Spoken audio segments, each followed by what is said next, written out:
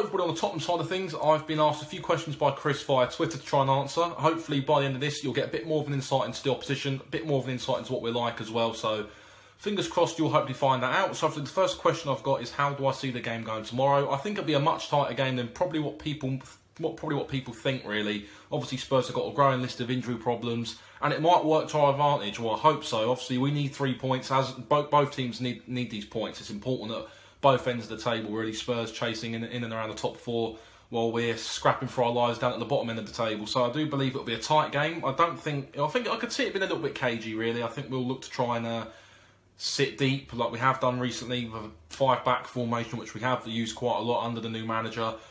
So I think we'll look to try and contain Tottenham. I think even without the injuries, I think Spurs have still got a great abundance of talent in their squad. So I think we'll look to try and contain Spurs. Hopefully come out and create a few chances, which we normally tend to do at home as well. We don't play too badly at home. This season's been a bit of a mixed bag of results at home, but I think it'll be a tight game. Hopefully we can nick an early goal. If not, just at least try and keep at level peggings for as long as possible and just see how we go as the game progresses. I mean, I don't see there's a lot of pressure on us really to come out and deliver. I think most of our fans are expecting us to get beat as well. So I think the longer it stays at level peggings, the more confident I think we'll be in trying to nick a result right at the end. So I think, as I said, yeah, that's how I'll probably see the game going tomorrow. So the next question is, what is life like as a Fulham fan, and how have I felt this season? So I'll obviously answer the first part of that question. Life as a Fulham fan, at the moment, within the past week, it's been quite bleak. It's been very flat, really. I think a lot of people are just very down after that defeat against Burnley last week. That was a big sucker punch, really. It's really deflated a lot of the fan base, and any sort of optimism we had before that game, I think, is now gone. I think it's going to be a very, very tall order for us to try and even stay in this division. It's looking harder and harder as the weeks go by. I just can't see where the next win's coming from. I mean, this season's been a bit of a disaster, if I'm being brutally honest. A lot of things were expected when we came up. We played some great football last year. We really came up on the crest of a wave, playing some great football, had a good manager, and everything seemed hopeful, but it's just sad how 8 months down the line, or however long it's been, how everything's just fallen apart so quickly. I think we've lost our identity. I don't think we have an identity at the moment, and it just seems like everything now's in the short term to try and keep us up. Obviously, we did sign Ryan Babel last week, but I think that's a bit more of an underwhelming signing, if I'm being brutally honest. I think he might be involved tomorrow, but it's just been a disappointing season, really, and I think a lot of our fans expected us to struggle this season, obviously, because when you come up into the Premier League, it's a whole different kettle of fish to what we were used to in the Championship for the past 4 years. But I don't think we didn't expect struggle to this extent of being in that relegation dogfight. We'd have hoped being in around mid-table this season, which would have been a good first season back in the big time. But it's been a disaster this season, and I do think we will end up getting relegated, which would be would be sad for the club. Obviously, spent a lot of money trying to ensure we didn't suffer this problem. Hasn't worked. A number of players haven't really stepped up to the plate and really justified the reputation and the money we pay for some of these individuals, and it's affected a lot of the team. Defensively, we look all over the shop most weeks. Looks like we're going to concede quite a few goals. I mean, look at last week, a couple of silly goals really, and we lost the game down to that without Burnley having a shot on target, and that's really been the story of our season. We seem to make more individual mistakes than actual teams coming against us and actually giving us a bit of a thumping. So I think we'll end up going down this year, and it might be another rebuilding process again next season, unfortunately for us. So the next question is about new manager. Am I pleased with Claudio Ranieri? Yeah, I'd say on the whole, I think the change had to be made. I think after that Huddersfield away game a couple of months ago, I think that really did start to really spell the emphasis of Visa Jokanovic. The team just came across the team that didn't want to play for him. We seem to have gone backwards in the style of play we built in the Championship. We tried to give it a go in the first couple of months in the Premier League. It hadn't worked, and so Visa really went for a more dull type of approach, which wasn't working. But it was a strange way for him to get sacked. I think we got sacked after the Liverpool game, lost 2-0 at Anfield on that Sunday, and it got to the Monday and Tuesday and he still hadn't been sacked. So a lot of us had probably thought that he'd still be in a job to take the next game the following week. But then obviously on the Wednesday morning we woke up, I think about news come about 9:30, it filtered through that Claudio Ranieri had taken the job, and I think what he's tried to do is really try and batten down the hatches. He's looked at our defensive record and he's looked to try and change that. He's obviously been to a lot of the games this season, from the chairman told us, which was one of the reasons why he got the job in the first place, because Shai Khan was very impressed with the amount of research Claudio did in order to try and get the job. Obviously, he doesn't live too far apparently, so he's been to a lot of our home games, which you could see as probably a bit more of an advantage in him trying to get the job. But he's done okay. I think the approach this season with him has been more trying to stop conceding goals. I think we've got enough up top to score goals, but it's down the other end where we just seem to have a big habit of letting in silly goals, and lots of them as well. So obviously we kept 2 clean sheets against Newcastle and against Huddersfield as well.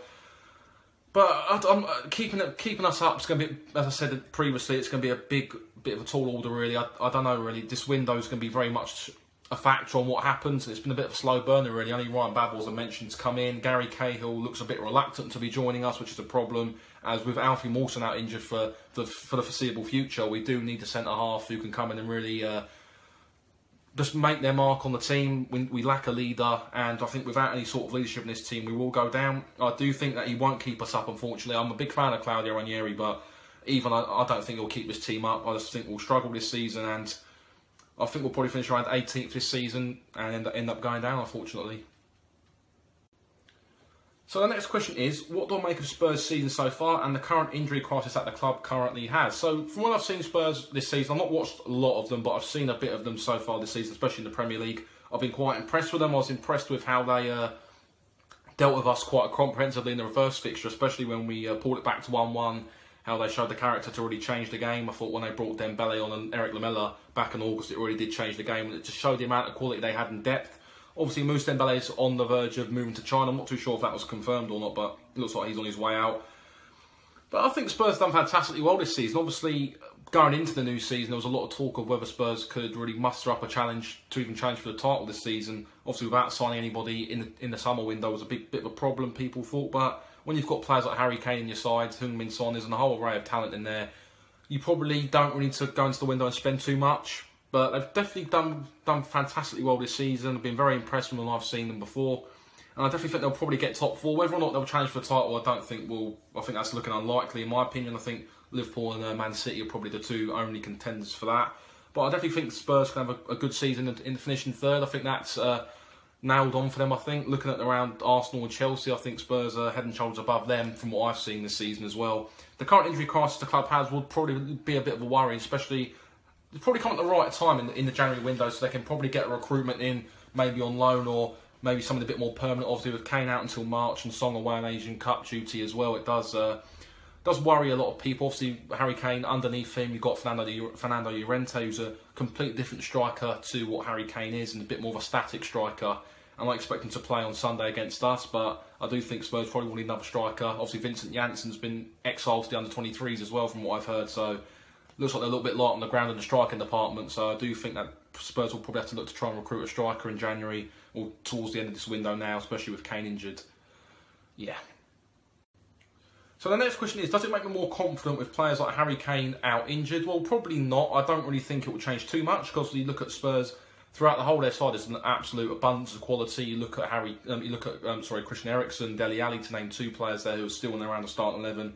So there's plenty of talent in there that can definitely fill the gap for the time being. And I expect it to be a tighter game than probably what I thought it would have been, as I mentioned before, but I still think Spurs have a little bit more quality than us to try and see it out.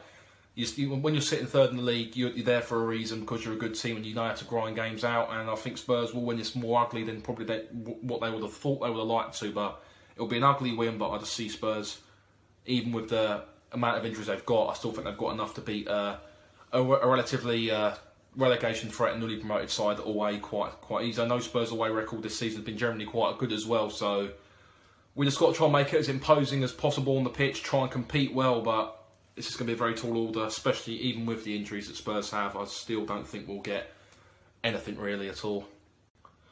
So finally, my prediction is going to be a 3-1 Tottenham. I do, as I said before, I think we might get a goal in this game, but Spurs will just generally be too strong for us in the end. They'll run out quite convincing winners. We'll make a game of it, I think, in the first half, but especially if Spurs score first, I think it will open the floodgates slightly and we will get comprehensively beaten. I wouldn't say it'd be a shame, but I think a lot of our fans would don't expect to pick up anything against these big teams, which in order to survive, you need to. Teams like Wolves have done it this season. They picked up results against the bigger teams. Ran Tottenham quite close as well at Molineux, beat them in the reverse at Wembley as well. So they've shown that they're more than capable of competing against the big teams. But we haven't done that this season, and we tend to roll over instead of actually standing up and giving ourselves a bit more of a fight against the bigger teams, which has been a bit of a problem this season. And I see us losing this game 3-1, and just adding to the current problems we've got at the club at the moment, which is unfortunate, but it just seems to be, everything seems to be getting tougher and tougher as the weeks go by, as I've said, and I think we'll lose this one quite comprehensively by 3-1.